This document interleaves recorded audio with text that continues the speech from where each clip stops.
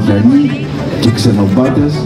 Μου έκανε μεγάλη εντύπωση οι ανοιχτές καρδιές και τα πλατιά χαμόγελα των ανθρώπων που μας υποδεχτήκαν.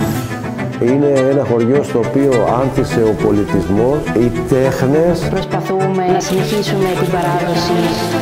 Το χωριό μου, στολίδι μου, καμάρι μου. Υπήρχε εδώ λαϊκή βιβλιοθήκη, υπήρχε θεατρικός όμιλος.